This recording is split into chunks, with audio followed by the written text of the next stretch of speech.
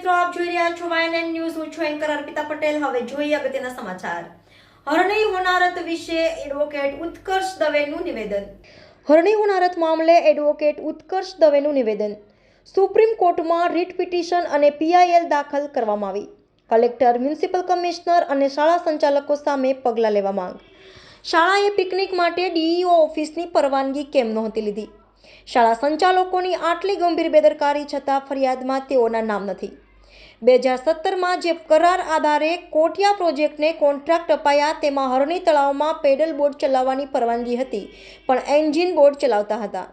તેનું સમયસર ઇન્સ્પેક્શન કેમ ન થયું અને તેને બોગસ NOC કોને આપ્યું? મોરબી વિક્ટિમ એસોસિએશનની સાથે રહી સુપ્રીમમાં અરજી કરાઈ છે. 1990ના દાયકામાં સુરસાગર બોટ દુર્ઘટનામાં પણ આ જ કોટિયા પ્રોજેક્ટ કોન્ટ્રાક્ટર હતો, તો કેમ તેને અત્યારે સુધી બ્લેકલિસ્ટ ન કરાયો? પીડિત પરિવારને યોગ્ય વળતર સાથે યોગ્ય ન્યાય મળવો જોઈએ. 4 લાખ કે 2 લાખના વળતરથી પીડિતોને શું મળે? તેમને સન્માનિત વળતર મળવું જોઈએ.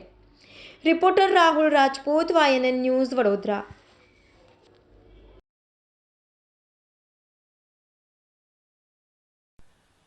નામદાર સુપ્રીમ કોર્ટની અંદર મોરબી ટ્રેજેડી વિક્ટિમ એસોસિએશન દ્વારા એક PIL કરવામાં આવી છે અને વડોદરાની અંદર જે બોટ ટ્રેજેડી થઈ, જે અનુસંધાને 12 બાળકો અને 2 શિક્ષકોના મૃત્યુ થયા છે, એ અનુસંધાને વડોદરામાંથી એક મૃતક મરી જનાર બાળકના પિતા દ્વારા એક વૃત સુપ્રીમ કોર્ટમાં કરવામાં આવી છે. જે સંદર્ભે નામદાર સુપ્રીમ કોર્ટની અંદર માંગ એવી છે કે જ્યાં સુધી પ્રશ્ન છે વળતરનો, તો એક રીઝનેબલ અમાઉન્ટ ઓફ કમ્પેન્સેશન એટલે કે વળતર આપવામાં આવવું જોઈએ. તદ ઉપરાંત જે સંપૂર્ણ ઇન્વેસ્ટિગેશન છે એ ઇન્વેસ્ટિગેશન એક ઇન્ડિપેન્ડન્ટ એજન્સી જોડે કરાવવામાં આવવું જોઈએ. એવી એજન્સી અને એવું ઇન્વેસ્ટિગેશન જેનું મોનિટરિંગ નામદાર સુપ્રીમ કોર્ટ અથવા નામદાર ગુજરાત હાઈકોર્ટ કરે.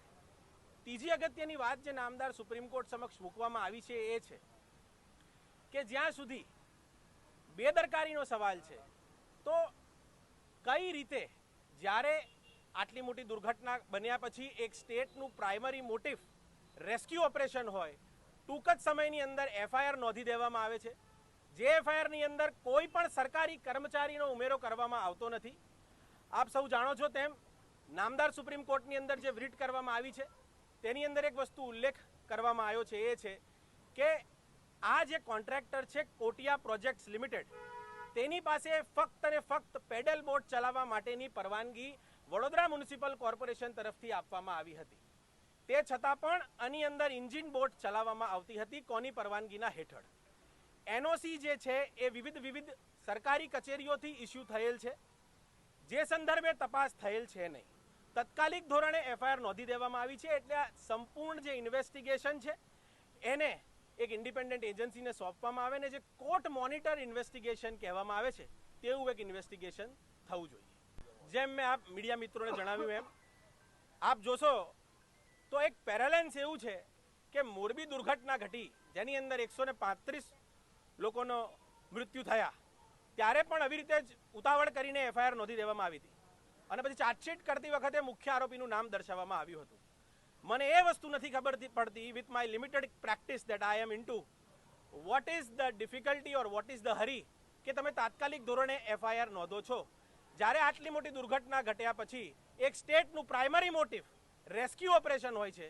એક સ્ટેટનું પ્રાઇમરી મોટિવ એ હોય છે કે લોકોના હું જીવ બચાવું. એવી તો શું ઉતાવળ છે કે થોડાક જ કલાકની અંદર એક FIR નોંધાઈ જાય છે અને કોના પર? જે બોટ ચાલક હતો એના પર, કોટિયા પ્રોજેક્ટ્સ પ્રાઇવેટ લિમિટેડ પર. અરે સાહેબ, the prayer in the supreme court is what was the responsibility of the Municipal Corporation of Vadodara? Who is responsible according to the Disaster Management Act? What was the responsibility given to each and every authority so far as Vadodara Municipal Corporation is concerned? Media મિત્રો દ્વારા આર્ટિકલો એવા છે internet પર, Indian express અને વિવિધ newspaper પર, કે Vadodara municipal કોર્પોરેશનનું budget આશરે 4000 કરોડ દર્શાવવામાં આવે છે. એની અંદરથી તમે કેટલા રૂપિયા ડિઝાસ્ટર મેનેજમેન્ટ હેઠળ ફાળવો છો?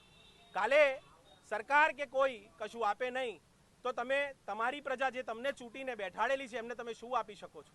એવી કોઈ પ્રકારની એમની પાસે કોમેન્ટ કરવા માટેની સ્થિતિ નથી અને સંપૂર્ણ જો એમની બેદરકારી બહાર આવશે તો નામદાર સુપ્રીમ કોર્ટમાં જે જજમેન્ટ પાસ થશે તે અનુસંધાને કલેક્ટર કચેરી શ્રીના અધિકારી હોય કે મ્યુનિસિપલ કોર્પોરેશન શ્રીના અધિકારી હોય, તમામ પર કાયદાકીય પગલાં લેવા માટેની અમારી માંગ છે. Subscribe now and press the bell icon. Never miss an update.